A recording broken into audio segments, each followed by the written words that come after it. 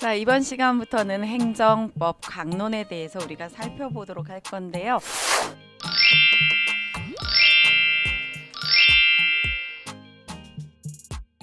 첫 번째 파트로는 행정조직법에 대해서 살펴볼 겁니다. 행정조직법에서는요, 아무래도 행정의 권한의 위임이라든가 대리에 관련된 것들이 시험 문제로 많이 출제가 되고 있어요. 따라서 권한의 위임, 대리에다 초점을 맞춰서 우리는 공부를 좀 할 겁니다. 그래도 이제 이론이다 보니까 뭐 기본적인 것들은 좀 알고 가야 되기 때문에 설명을 좀 하고 넘어가도록 할게요. 첫 번째, 행정조직법이라는 건요, 행정 주체의 조직에 관한 법.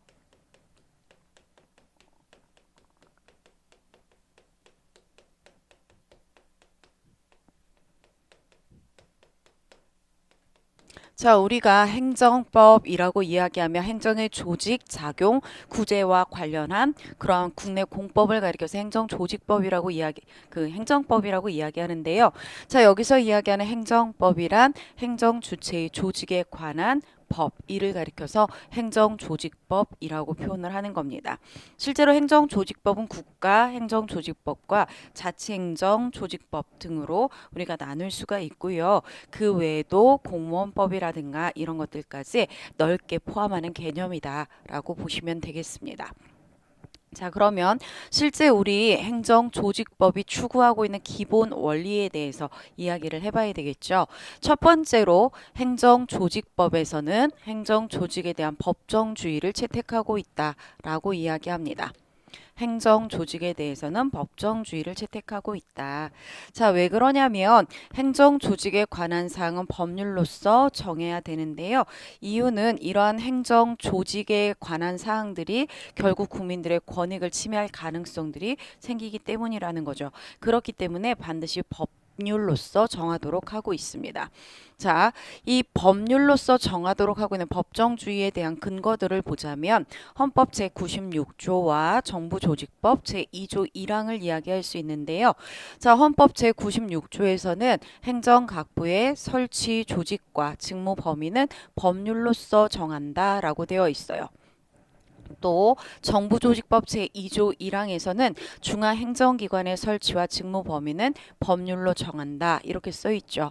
자, 따라서 행정조직에 관한 사항은 법률로서 정해져야 한다라고 이야기하고요.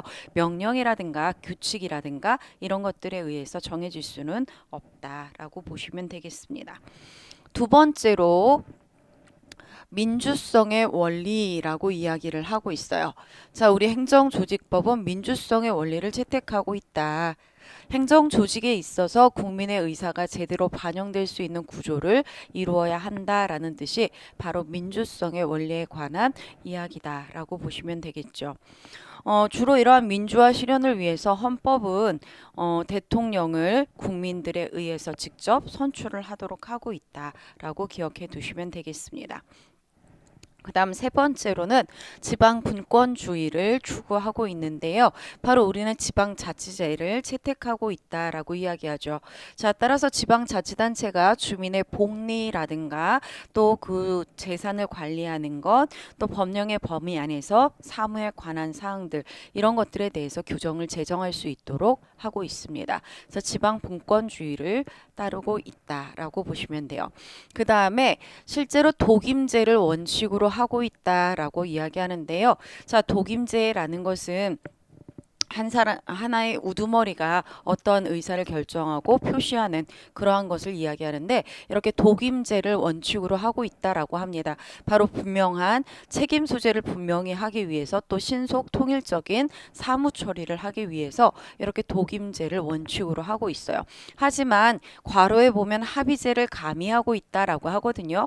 왜 합의제를 가미하고 있느냐? 여기 괄호 안에 나와 있는 이유 때문이에요. 이들이 가지고 있는 전문적 지식을 활용하기 위해서.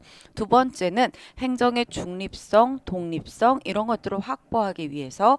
또 직무의 신중성, 민주성 이런 것들을 확보하기 위해서. 또 대립되는 이해관계 조정을 위해서 이익대표 등을 참가시키기 위해서 이러한 합의제를 가미하고 있는 형태로 지금 행정조직이 이루어지고 있다라고 보시면 되겠습니다.